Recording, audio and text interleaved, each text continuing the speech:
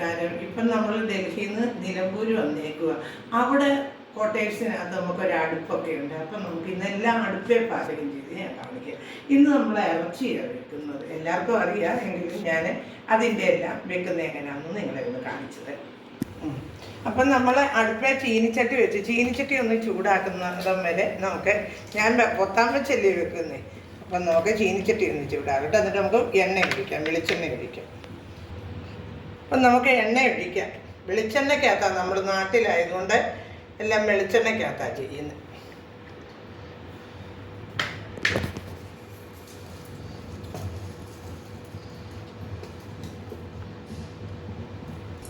നമ്മൾ ആദ്യം ഇച്ചിരി പെരിഞ്ജീരകം ഇടുക.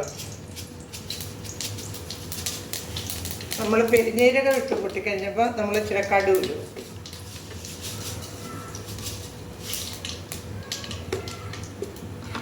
ഇനി നമ്മൾ അതിനകത്തോട്ട് നമ്മുടെ വെളുത്തുള്ളി ഇടും.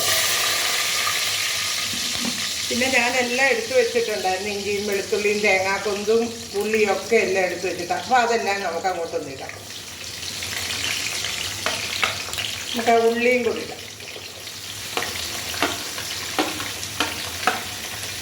ഇതെല്ലാം കൂടെ ഒന്ന് മൂക്കണം. അപ്പം അതിന് ഇച്ചിരി ഉപ്പിട്ടാൽ മതി. അന്നേരം എളുപ്പം നമുക്കങ്ങ് മൂത്ത് കിട്ടും. നമുക്ക് ഇച്ചിരി ഉപ്പ്. ഇനി നമുക്കൊരു ശകലം കരിയാപ്പിലയും കൊടുക്കാം. അപ്പം ഞാൻ കരിയാപ്പില എല്ലാം എടുത്ത് ഞാനിങ്ങനെ ടിന്നിനകത്ത് ഇങ്ങനെ വെച്ചേക്കും.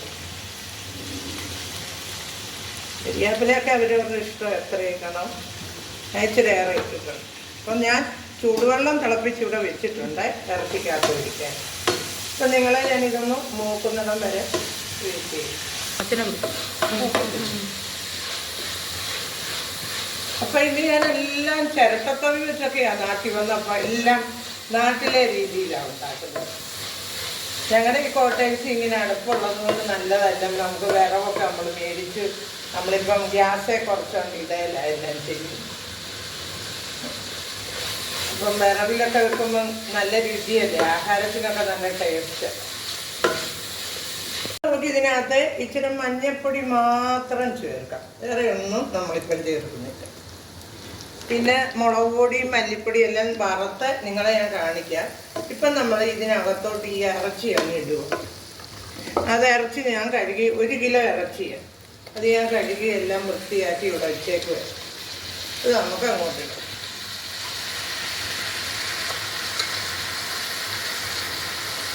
ഇറച്ചി എല്ലാം അതിനകത്തോട്ട് ഇടും. ഇനി നമുക്ക് അതൊന്ന് ഇടാം.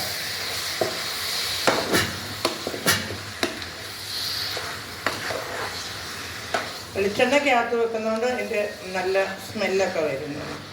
അപ്പോൾ ഈ ഇറച്ചി ഇനി നമുക്ക് ഇതിവിടെ ഇരുന്ന് ഒരടപ്പെടുത്ത് നമുക്കൊന്ന് അടച്ച് ഇത് നല്ല വൃത്തിയായിട്ടൊന്ന് വേവണം.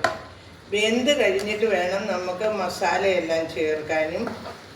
പിന്നെ അതുപോലെ തന്നെ ഇനി മുളകും മല്ലിയൊക്കെ വറക്കണം. മുളക് പൊടിയും മല്ലിപ്പൊടിയും എല്ലാം കൂടെ വറുത്ത് നമുക്ക് ഇതിനകത്ത് ചേർക്കുമ്പോൾ ഒരു തക്കാളിക്കായും കൂടെ നമ്മൾ ഇതിനകത്ത് ചേർക്കും.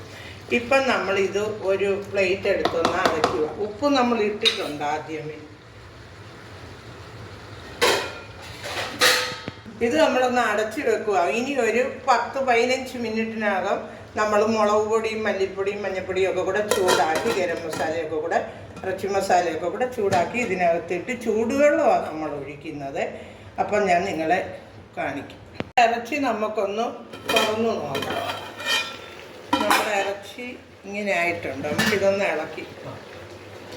അപ്പം ഈ മസാല എല്ലാം അതേൽ ഈ വെളുത്തുള്ളിയുടെ ഇഞ്ചിയുടെയും ഒക്കെ ഫ്ലേവർ ഇറങ്ങും. അതുകൊണ്ടാണ് ഇങ്ങനെ. ഇനി നമുക്ക് ആ ഇറച്ചി അങ്ങോട്ടൊന്ന് മാറ്റി, പകുതിയോളം വെന്തിട്ടുണ്ട്. അപ്പം അത് നമുക്ക് ഇപ്പുറത്തോട്ടൊന്ന് മാറ്റി വെക്കാം. എന്നിട്ട് നമുക്കൊരു ചെറിയ പാൻ വെക്കാം. അതിനകത്ത് നമുക്ക് ആദ്യം ഇച്ചിരി മല്ലിപ്പൊടി മുക്കിക്കും. അപ്പം ഞാനൊരു 3 സ്പൂണ് ഇതിന് 2.5 സ്പൂണ് മുളക് പൊടി ചേർക്കുന്നു. മല്ലിപ്പൊടി ചേർക്കുന്നുണ്ട്. പിന്നെ നമ്മൾ പച്ചമുളക് ചേർത്തിട്ടുണ്ട്, അതുകൊണ്ട് നമുക്കധികം വേണം. അപ്പോൾ ഇതിനൊരു 3 സ്പൂണ് മുളക് പൊടിയും ചേർക്കും. ഇനി അതിൻ്റെ കൂടെ നമുക്ക് ശകലം ഗരം മസാല ചേർക്കണം. ഇത് ഞാൻ തന്നെ എല്ലാം പൊടിച്ച് വെച്ചിരുന്നേ. അത് അതും ചേർത്ത്. അപ്പോൾ നമുക്കതൊന്ന് ചൂടാക്കാം. പിന്നെ നമ്മൾ ഇറച്ചി മസാല മേടിച്ച് വെച്ചിട്ടുണ്ട്, അത് നമ്മൾ ലാസ്റ്റ് വാങ്ങുന്നതിന് ഇച്ചിരി മുമ്പ് അതും കൂടെ ഒരു ശകലം ഇതിനകത്തോട്ടിട്ട് മൂപ്പിക്കണം. അപ്പോൾ അതിനകത്തോട്ട് നമുക്ക് കുറേ ഒരു ചിക്കൻ മസാലയും കൂടെ ഇട്ടു, അതുകൂടെ ഒന്ന് ചൂടാക്കും. മല്ലിയും മുളകും ഒക്കെ നല്ലോണം മൂപ്പിക്കണം, എന്നാലേ അതിൻ്റെ ഇതുള്ളൂ. എന്നിട്ട് ഇനി നമുക്ക് ആ ഇറച്ചി ഇങ്ങോട്ട് മാറ്റി വെച്ചിട്ട് അതിനകത്തോട്ട് ഇടാം. ഇറച്ചിക്കകത്തോട്ട് നമ്മൾ ആ മസാലയൊക്കെ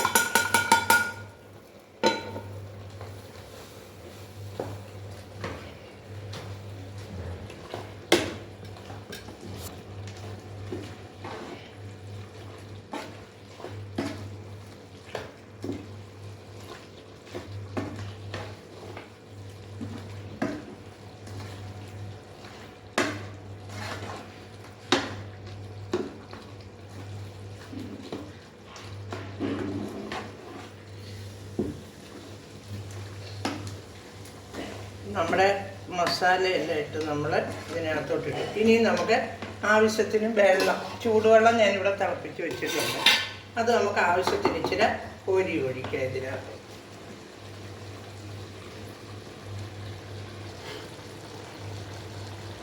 നമുക്കൊരു ഗ്ലാസ് എടുത്ത് അതിനകത്തോട്ട് നമുക്കൊരു ഗ്ലാസ് വെള്ളം ഒഴിക്കാം. ഇതിപ്പോൾ ഓരോരുത്തരുടെ ഇഷ്ടമാണ്, ഗ്രേവി എത്രയും വേണം അതുപോലെ. ഇറച്ചി മുക്കാലും വെന്തിരിക്കുക, പിന്നെ നമ്മൾ ആദ്യമേ എല്ലാം വേവിച്ചല്ലോ. ഇതിന് നോക്കൊരു ശകലം ഉപ്പുണ്ടോന്നൊന്ന് നോക്കട്ടെ. ഇച്ചിരി ഉപ്പ് വേണം, ഒരു ശകലം. നല്ല ടേസ്റ്റ് ഉണ്ട്. നമ്മൾ വിറക് വെച്ചല്ലേ, അതിനോട് നമ്മളൊരു തക്കാളിക്കായി കൂടി ഇടുന്നു. അപ്പം ഇനി നമുക്ക് ഇച്ചിരി വെള്ളവും ഒരു അര ഗ്ലാസ് വെള്ളവും കൂടെ ഞാൻ ചൂടുവെള്ളം ചേർത്തിട്ടുണ്ട്. ഇവിടെ എല്ലാവർക്കും ഗ്രേവി വേണം, അപ്പം നമ്മൾ ഗ്രേവി വെച്ച് അയച്ചിടും. അപ്പം ഇനി നമുക്കിത് ഇവിടെ ഇരുന്നൊന്ന് പയ്യെ വെന്ത് നല്ല ഇതായിട്ടിരുത്ത് നമുക്കൊരു 10 മിനിറ്റ് കഴിഞ്ഞ് ഇനിയും തുറന്നെല്ലാം നോക്കി ബാക്കിയെല്ലാം ചേരുവകളൊക്കെ ഇനിയൊന്നുമില്ല ചേർക്കാൻ. ലാസ്റ്റ് നമുക്ക് എണ്ണ മേളിൽ തെളിഞ്ഞ് വരുമ്പോൾ വാങ്ങാം. നമുക്ക് ഇറച്ചി ഒന്ന് തുറന്ന് ഇറച്ചിയെല്ലാം നല്ല അടിപൊളിയായിട്ടുണ്ട്, എല്ലാം വെന്ത്. ഇനി നമുക്ക് അതിനകത്തോട്ട് ലാസ്റ്റ് ഒരു ശകല തേങ്ങാപ്പാലും കൂടെ, ഒരു മുറിയുടെ പാല്, നല്ല കട്ടിപ്പാൽ, അതും കൂടെ അഴിച്ച് നമുക്കൊന്ന് ചൂടാകുമ്പോൾ ഇനി വാങ്ങാം.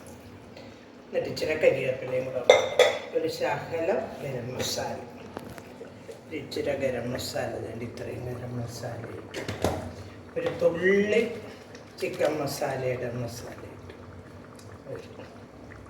എന്നിട്ട് നമുക്ക് ഇച്ചിരി കരിവേപ്പിലയും കൂടി ഇട്ട് നമുക്കതിട്ട് വാങ്ങാം. എനിക്ക് കരിവേപ്പില ഇവിടെ കിട്ടുന്നതുകൊണ്ടാണ് ഞാൻ ഏറെ ഇടുന്നത്. അപ്പോൾ ആ കരിവേപ്പില ഇട്ടുണ്ട്. ഇനി ഒന്ന് ഇളക്കാൻ നമുക്ക്. ഇതിപ്പം പത്താം വെച്ച് വെക്കുന്നതുകൊണ്ട് നല്ല ടേസ്റ്റ് ആയിരിക്കും. നമ്മൾ മറ്റേ ഗ്യാസേലല്ലേ വെക്കുന്നത്, അതാണ് നമ്മൾ പത്താനയിലൊക്കെ ആകുമ്പോൾ നമുക്ക് ഇച്ചിരി ശകലം ഒന്ന് ഉപ്പ്.